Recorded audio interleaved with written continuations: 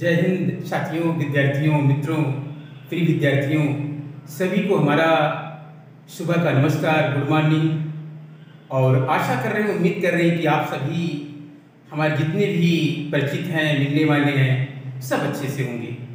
तो आज हम यहाँ पर इकट्ठा हुए हैं और जैसा कि जानते हैं कि जब कोरोना या कोविड की जो सेकेंड वेव आई भारत में, किस तरीके से तहस नहस किया, कितना मानव जीवन को प्रभावित किया, शायद इसकी आशा हम और आप नहीं कर सकते थे।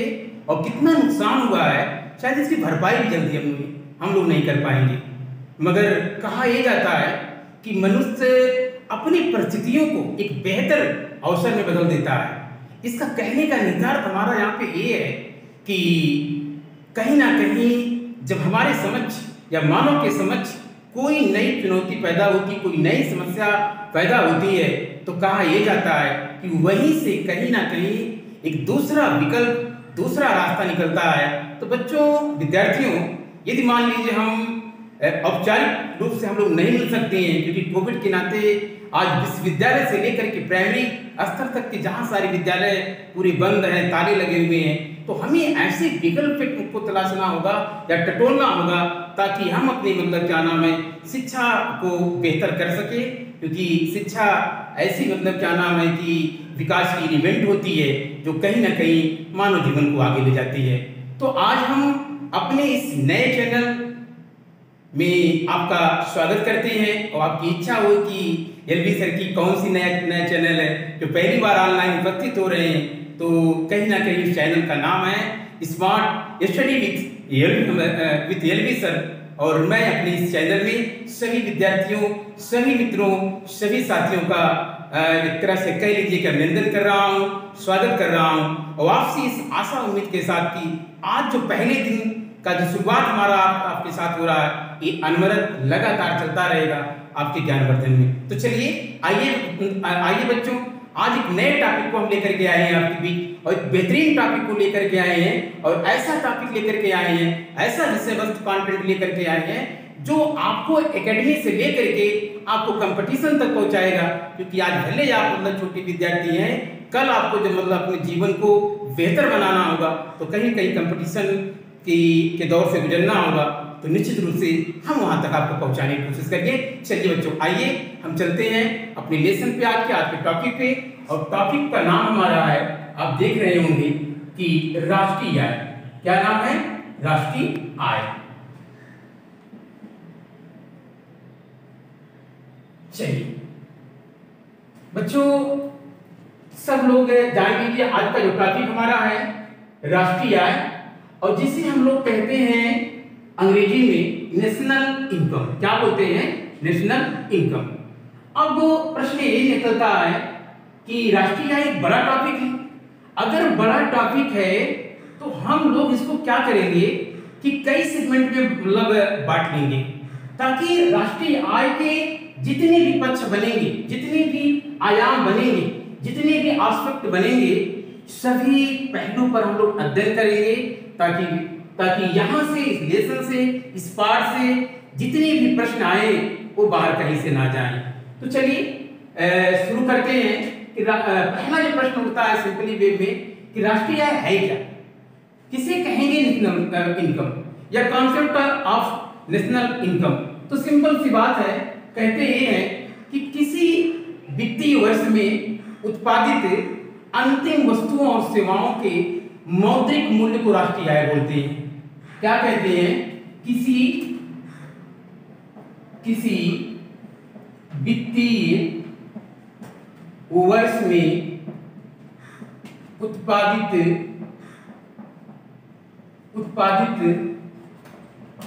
अंतिम वस्तुओं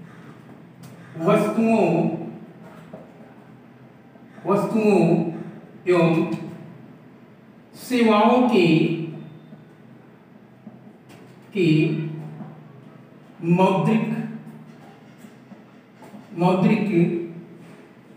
मौद्रिक मूल्य को राष्ट्रीय आय कहते हैं।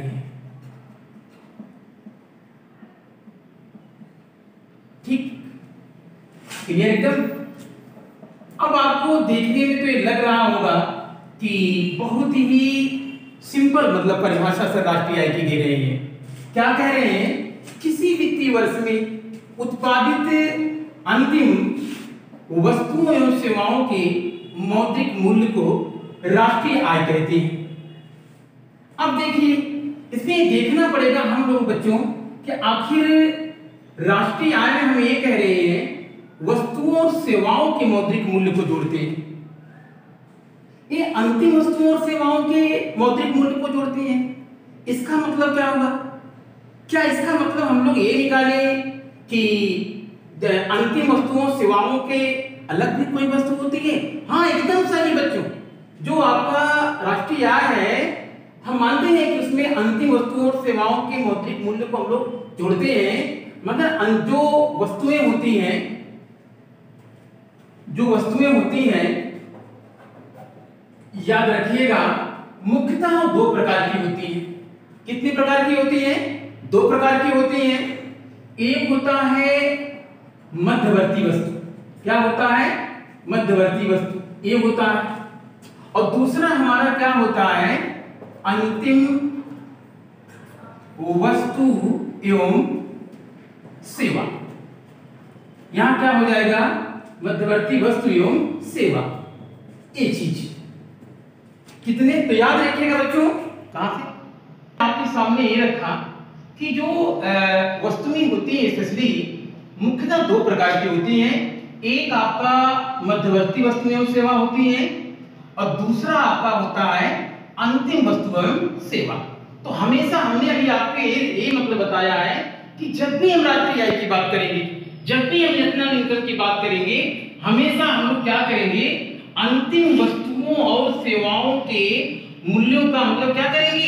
योग करेंगे, और उसे हम लोग क्या बोलेंगे? राष्ट्रीय आय। तो जरा ये बताइए, तो मध्यवर्ती वस्तु क्या होती है और अंतिम वस्तु क्या होती है? तो अब हम लोग बार बार ये चर्चा कर रहे हैं कि जो राष्ट्रीय आय होती है उसमें सिर्फ जो अंतिम वस्तुएं और सेवाएं होती हैं उन्हीं के योगदान को हम लोग क्या नाम है कि ऐड करते हैं। सिंपल सी बात बेटा कि जो मध्यवर्ती वस्तुएं होती हैं वो रॉ मटेरियल का काम करती हैं। अर्थात आप कह सकते हैं किसी मध्यवर्ती वस्तुओं से ऐसे मतलब किस वस्तु का निर्माण होता है? अंतिम वस्तु का। क्या कह रहे हैं? मध्यवर्ती जो वस्तुएं होती हैं वो रॉ मटेरियल का कार्य करती है, कच्चे माल के रूप में यूज होती है।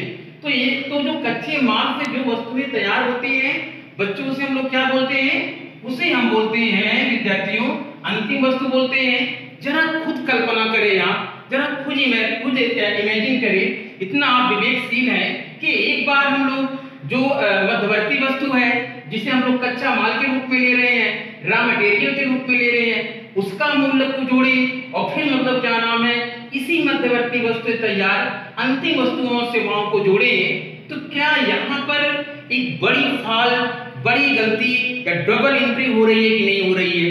बच्चों एकदम क्लियर साफ एकदम है। यहाँ पे डबल एंट्री होगा। एक बार मध्यवर्ती वस्तुओं सेवाओं का मूल्य आएगा, फिर अंतिम वस्तुओं सेवाओं का मूल्य जोड़ेंगे, तो हमारा जो राष्ट्रीय आय निकल के आएगा वो क्या हो जाएगा? वो क्या होगा? जाएगा ज्यादा आएगा और फिर ये कैसा होगा? एक त्रुटिपूर्ण होगा। क्या होगा? त्रुटिपूर्ण होगा, सही नहीं होगा। क्योंकि राष्ट्रीय आय के द्वारा ही किसी अर्थव्यवस्था की ताकत को हम शो करते हैं कि हमारी अर्थव्यवस्था की आकृति क्या है, हमारी अर्थव्यवस्था की प्रगति क्या है। तो इस नाते हमेशा आप लोग याद करिएगा बच्चों, जब भी हम राष्ट्रीय आय की बात करेंगे डबल एंट्री दोहरी गणना से बचने। प्रश्न ऐसे आएगा कि आपके एग्जाम एमसीक्यू में कि क्यों आखिर राष्ट्रीय आय में हम सिर्फ अंतिम वस्तुओं सेवाओं के मूल्यों को जोड़ते हैं, तो तुरंत आप मतलब आपका उत्तर जहां पे ऑप्शन रहेगा कि इसलिए ताकि डबल एंट्री ना हो, दोहरी गणना ना हो। इस दोहरी गणना से बचने के लिए, डबल एंट्री से बचने के लिए हम राष्ट्रीय आय में अंतिम वस्तुओं एवं सेवाओं के जो मौद्रिक मूल्य है उनका जो योग है वही अंत में क्या निकल के आएगा? राष्ट्रीय आय। क्या निकल के आएगा? राष्ट्रीय आय। तो याद रखिएगा आप लोग, प्रश्न अगर आता है कि राष्ट्रीय आय क्या है, तो किसी वित्तीय वर्ष में उत्पादित अंतिम वस्तुओं और सेवाओं के मौद्रिक मूल्य को हम लोग क्या कहेंगे? राष्ट्रीय आय। देखा कि राष्ट्रीय आय कहते किसे हैं, और राष्ट्रीय आय की जो परिभाषा में आया था एक शब्द देखिए और आया था, वित्तीय वर्ष आया था। क्या आया था? वित्तीय वर्ष आया था। क्योंकि हमने जो राष्ट्रीय आय के संदर्भ जितने शब्दावली अंदर आ रहे हैं उनकी व्याख्या कर रहे हैं, ताकि कहीं से कंफ्यूजन आपको समझने में ना हो। पूरी तरीके से हम एकदम कॉन्सेप्ट को यहाँ मतलब क्या क्रिस्टल क्लियर करने के प्रयास में है, ताकि आप राष्ट्रीय आय जब भी प्रश्न आए कहीं से आप मतलब आपको दिक्कत ना हो। तो हम लोग क्या करेंगे, राष्ट्रीय आय में हम वित्तीय वर्ष को लेते हैं, और सभी लोग जानते हैं, एकदम सिंपल प्रश्न है कि वित्तीय वर्ष का मतलब बच्चों ये होता है 1 अप्रैल से 31 मार्च के बीच की जो समय सीमा है उसी को हम लोग क्या बोलेंगे, वित्तीय वर्ष। तो जब भी राष्ट्रीय आय की हम लोग बात करेंगे, हम लोग क्या करेंगे, एक वित्तीय वर्ष की बात करेंगे, एक मतलब फाइनेंशियल ईयर की बात करेंगे। और फाइनेंशियल ईयर का मतलब ये होता है 1 अप्रैल से 31 मार्च के बीच की जो मतलब समय सीमा है उसी को मतलब क्या हम लोग क्या बोलते हैं, वित्तीय वर्ष। और कहते हैं कि वित्तीय वर्ष होता है ना एक प्रवाह चर है। क्या है? प्रवाह चर है। क्योंकि चर 2 प्रकार का होता है, एक होता है स्ट्रक्चर भी होता है। क्या होता है? स्ट्रक्चर होता है, और एक प्रवाह चर होता है। तो हमारा जो राष्ट्रीय आय है, हमारा जो नेशनल इनकम है, और नेशनल इनकम का मतलब हमने ये कहा कि किसी वित्तीय वर्ष में उत्पादित अंतिम वस्तुएं और सेवाओं का जो मौद्रिक मूल्य है उसे क्या बोल रहे हैं, राष्ट्रीय आय। तो राष्ट्रीय आय जब भी बात करेंगे वित्तीय वर्ष की बात करेंगे, और वित्तीय वर्ष का मतलब बच्चों ये होता है 1 अप्रैल से 31 मार्च। सपोज दैट जैसे मान लीजिए हम लोग मान लीजिए यहाँ पे 20 और 2020 और 2021 का राष्ट्रीय आय मान लीजिए हम लोग ज्ञात करना चाहते हैं। तो 2020 के अंतर्गत क्या कर रहे हैं, 2020 और 21 के अंतर्गत जितनी भी वस्तुएं एवं सेवाओं का उत्पादन होगा, बल्कि आप यहाँ पे ये लिखना पड़ेगा कि जितने भी अंतिम वस्तुओं सेवाओं का मतलब उत्पादन होगा उसी को हम राष्ट्रीय आय में जोड़ेंगे। सपोज दैट मान लीजिए सिंपल एग्जांपल लीजिए, आज हर व्यक्ति सोचता है कि हमारे पास लग्जरी कार, हर कोई भी इंसान, हम आप कोई भी XYZ हो, और मैं यहाँ धनबाद में रहता हूँ, धनबाद में आज टीचर के रूप में काम कर रहा हूँ, तो कहीं न कहीं देखते हैं यहाँ के धनबाद में लंबी कारों का शौक बहुत ज्यादा लोगों का है, और देखते हैं क्रेटा ओटा इतनी तेजी से चलती हैं, लोग शीशा डाउन करते हैं, धूल मिट्टी ना लगे, जहां जाना अपने टूर पे पहुंच जाते हैं। मान लीजिए सपोज दैट कि रांची के शोरूम में क्रेटा मतलब एक नई चमचमाती कार मान लीजिए सपोज दैट उस शोरूम में मतलब क्या नाम है एकदम नई मतलब क्या नाम है कि ऐसे रखी हुई है, और अभी तक कोई उसका क्रेता उसे खरीदने के लिए नहीं गया है। मगर जो हम उस गाड़ी की बात कर रहे हैं वो गाड़ी मतलब क्या नाम है 2000 मतलब क्या नाम है 19 और 20 में उत्पादित हुई है। कितनी हुई है? 2019 और 20 में। क्या जरा ये बताइए, जो क्रेटा 4 व्हीलर गाड़ी है क्या उसको हम लोग 2020 और 21 के राष्ट्रीय आय में जोड़ेंगे? नहीं जोड़ेंगे, क्योंकि 2019 और 20 में जो क्रेटा गाड़ी है एक बार राष्ट्रीय आय में जुड़ चुकी है। तो इस नाते आपको ध्यान ये रखना होगा कि जिस वर्ष का आप राष्ट्रीय आय ज्ञात कर रहे हैं उसी वित्तीय वर्ष में जितनी भी वस्तुएं और सेवाओं का उत्पादन हुआ रहेगा उसी का आप योग कर लेंगे, और जो निकल के आएगा उसी को बेटा हम लोग आर्थिक भाषा में नाम क्या देंगे? क्या नाम देंगे बच्चों?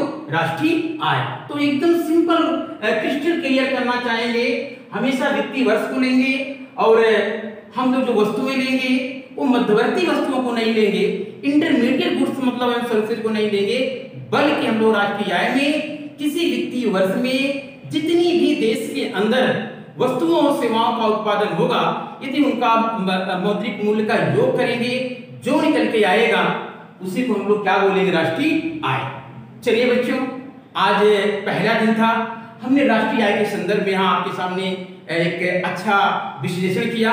पुनः दूसरे पार्ट में हम देखेंगे भारत में राष्ट्रीय आय को मापने की कितनी विधियां होती हैं, राष्ट्रीय आय के मापने की भारत में कौन सी शीर्ष एजेंसी पे है जो राष्ट्रीय आय का मापन करती है। इन तमाम पहलुओं का मतलब क्या ना अगली क्लास में हम लोग अध्यापन करेंगे। तब तक के लिए मतलब क्या आप लोगों को ढेर सारा धन्यवाद। थैंक यू, बहुत बहुत थैंक यू, धन्यवाद आप लोगों को। जय हिंद, जय भारत।